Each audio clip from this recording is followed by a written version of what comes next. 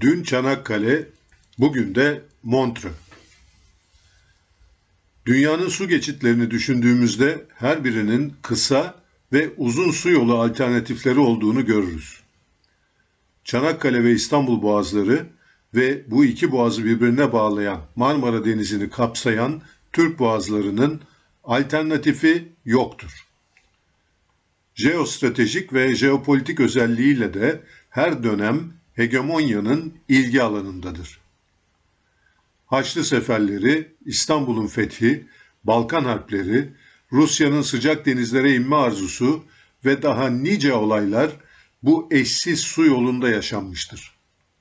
Sadece ülkemiz için değil, Karadeniz'e kıyısı olan ülkelerin güvenliği için de önemli olan Türk boğazları bu kez de Ukrayna Savaşı ile dünya siyasi tarihinin gündemindedir. Boğazların mazisinde destansı kahramanlıklar vardır. 1453 İstanbul'un fethiyle Boğazlar Türklerin egemenlik alanına girmiş, Doğu Roma İmparatorluğu sona erdirilmiştir.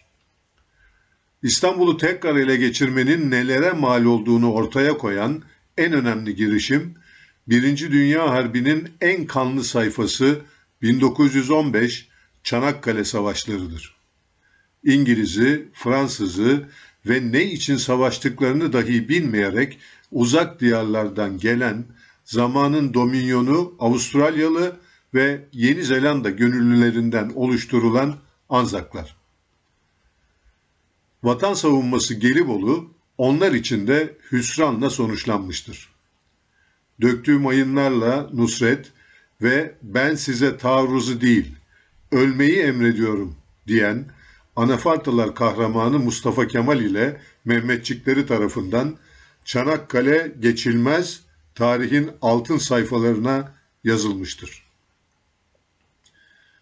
Dünyanın en kanlı savaşında boğazı geçemeyen İtilaf donanması Mondros mütarekesi neticesinde yeşilin ve mavinin göz alıcı güzelliğiyle bezenmiş boğazları salına salına geçmiştir.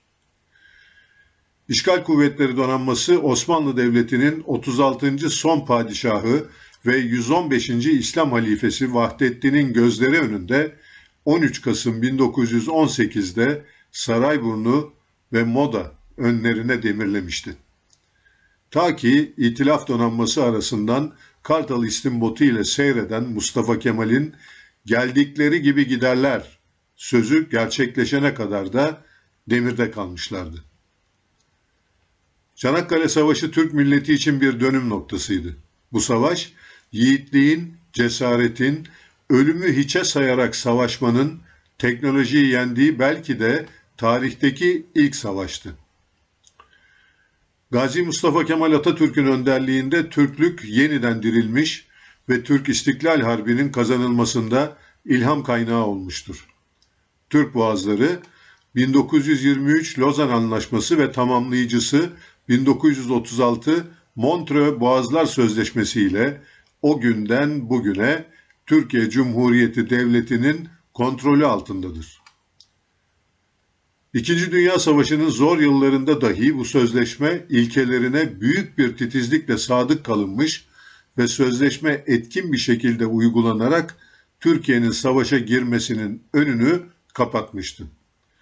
Bu süreci ülkemiz adına yöneten 2. Cumhurbaşkanı İsmet İnönü'nün o döneme ilişkin sözlerini de anımsamakta yarar var.